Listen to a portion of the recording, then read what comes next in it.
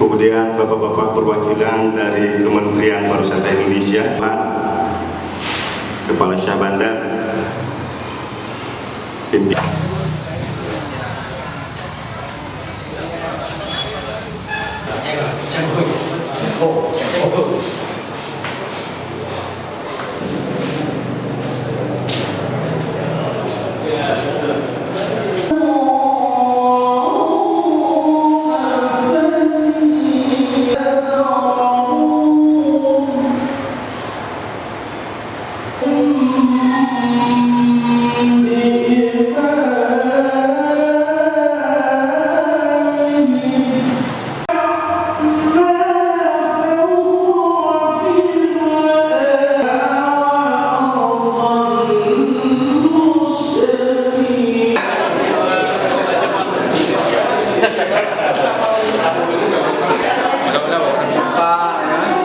Jadi nuansa Jepang, temanya gua teratur loh, ya kan?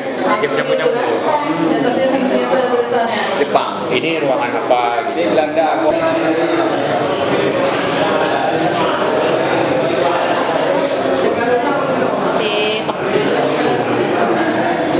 Sangat bagus karena biasanya kan orang kalau ke Sabang pasti mikirnya pantai, laut dan lain-lainnya.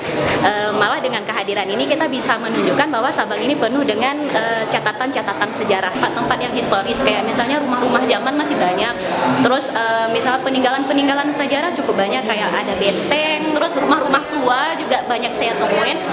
Ada meriam, pokoknya banyak peninggalan-peninggalan sejarah yang lain. Jadi kalau ke Sabang nggak cuma untuk ke pantai, diving, snorkeling dan segala macam. Jadi kita juga bisa wisata sejarah.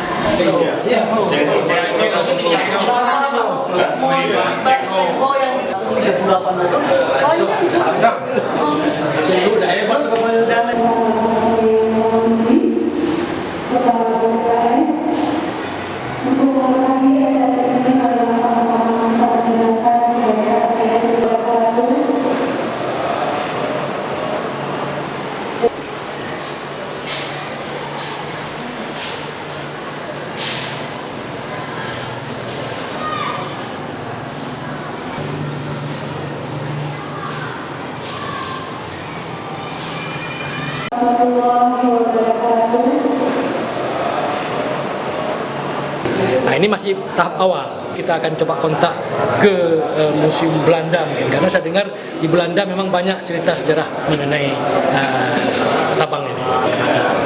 Makanya sekarang kita sudah mulai untuk Museum Sabang, karena Sabang juga termasuk daerah atau suatu kawasan masih kota tua juga ya. Jadi dulu memang Sabang ini masa Belanda sudah maju, sudah banyak bangunan-bangunan ya khas Belanda tentunya. Tapi kemudian Jepang masuk. Pada saat Jepang masuk, hanya 3 tahun masuk sekutu. Sekutu menyerang Jepang. Kelihatannya memang banyak peninggalan-peninggalan zaman dulu yang di pinggir pantai itu rusak kena bom. Tahu nggak tentara apa tuh?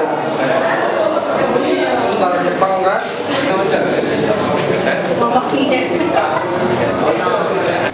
Apa yang dilakukan oleh BPKS ini menjadi sesuatu yang berarti nanti sulit buat saya daripada saya mengurus persoalan kebersihan dan sebagainya.